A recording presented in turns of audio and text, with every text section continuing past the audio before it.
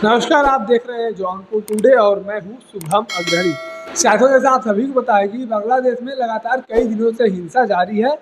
और ऐसे में तमाम लूट मार की खबरें आ रही हैं। एक तरफ जहां बांग्लादेश की प्रधानमंत्री शेख हसीना ने अपना देश छोड़ दिया है, तो वहीं उनसे जुड़ी पार्टी के नेताओं का जीना वहां पर मुहाल हो चुका है। शेख हसीना के पार्टी के नेताओं को टारगेट किया जा रहा है, उन्हें मारा पीटा जा रहा है। तो ऐसे में अब खबर आ रही है कि यह विरोध प्रदर्शन जो आरक्षण को लेकर शुरू हुआ था छात्रों के बीच में, अब वह पूरी तरह से हिंसा के रूप में बदल गया है, तख्ता पलट हो चुका है और अब यह विरोध प्रदर्शन पूरी तरह से हिंसा के रूप में, दंगा के रूप में, लूटपाट के रूप में बदल चुका है। और ऐसे में आपको बता दें कि अब यह दंगा और यह हिंसा कहीं न कहीं वहाँ पर रह रहे हिंदू समाज के लोगों के लिए भी बहुत खतरनाक साबित हो रहा है। ऐसा अभी कल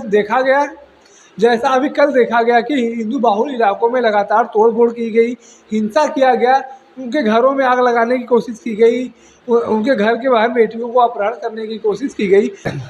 और यहाँ तक कि इस्कॉन द्वारा स्थापित एक मंदिर में भी जमकर तोड़फोड़ किया गया, आगजनी की गई और उस इस्कॉन मंदिर में जो भी प्रतिमाएं स्थापित थी उन्हें खंडित कर दिया गया। आप इस फोटो में देख सकते हैं कि भगवान जगन्नाथ की प्रतिमा को यहाँ पर खंडित करके जमीन पर फेंका गया है। यह इस्कॉन द्वारा स्थापित एक मंदिर था जिसमें तमाम प्रतिमाएं रखी गई थी, पूजा पाठ किया जा रहा था प्रतिदिन, और उस मंदिर में आग लगा दिया गया और प्रतिमा को भी खंडित कर दिया गया। ऐसे में अब सवाल यह उठता है कि क्या बांग्लादेश में या मुस्लिम बाहुल राष्ट्रों में, चाहे जो पाकिस्तान हो, चाहे वो अफगानिस्तान हो, चाहे वह अब बांग्लादेश हो, यहाँ पर हिंदू सुरक्षित नहीं है। यहाँ तो साथियों आपको बता दें कि यहाँ पर जो भी अल्पसंख्यक समुदाय होते हैं, चाहे पाकिस्तान में, चाहे अफगानिस्तान में, चाहे बांग्लादेश में,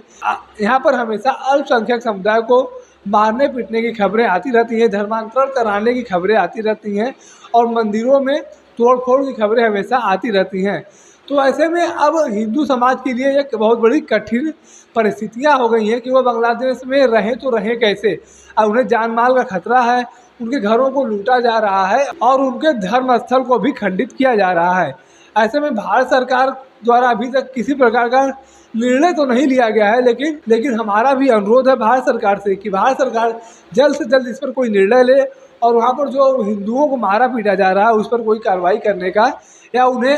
भारत बुलाने का, भारत में शरण देने का कोई प्रावधान बनाए। और साथ ही साथ आपको बता दें कि कुछ खबरें ऐसी भी आ रही हैं जहां पर बताया जा रहा है कि मुस्लिम युवक ही खुद मंदिर की सुरक्षा में लगे हुए हैं। तो ऐसे में कहा जा सकता है कि कहीं न कहीं लोग इस बात को जानते हैं और समझते हैं कि हिंसा गलत है, लेकिन कुछ ऐसे भी कट्टरपंथी लोग हैं बांग्लादेश में, पाकिस्तान में, अफगानिस्तान में, जो हमेशा इस बात की कोशिश करते हैं कि यह मुस्लिमों का देश है या मुसलमानों का देश है और यहाँ पर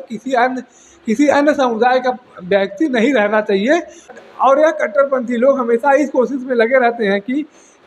यहाँ पर जो अल्पसंख्यक समुदाय के लोग रह रहे हैं, चाहे वह हिंदू समाज हो, चाहे क्रिश्चियन समाज हो, उन्हें भगाने का कोशिश करते रहते हैं और उनकी पूरी कोशिश होती है कि इनका या तो धर्मांतरण करा दिया जाए या तो फिर इन्हें अपने देश से निकाल दिया जाए। ऐसे में अब कहा जा सकता है कि यह जो बांग्लादेश में विरोध प्रदर्शन शुरू हुआ था एक आरक्षण को लेकर, अब यह कहीं न कहीं एक तरह से हिंदू वर्सेस इस्लाम हो चुका है, हिंदुइज्म वर्सेस इस्लाम हो चुका है। क्योंकि लगातार हिंदू क्षेत्रों में, हिंदू बाहुल क्षेत्रों में इस तरह की घटनाएं सामने आ रही हैं जहां पर देखा जा सकता है कि उनके घरों को लूटने की कोशिश की जा रही है, उनके घरों में आग लगाया जा रहा है। तो कहीं न कहीं ये कहा जा सकता है कि अब बांग्लादेश में हिंदू समाज जो है वह सुरक्षित नहीं है। बाकी बांग्लादेश में हो रहे हिंसा को लेकर आप अपनी क्या राय रखते हैं, कमेंट करके जरूर बताएं।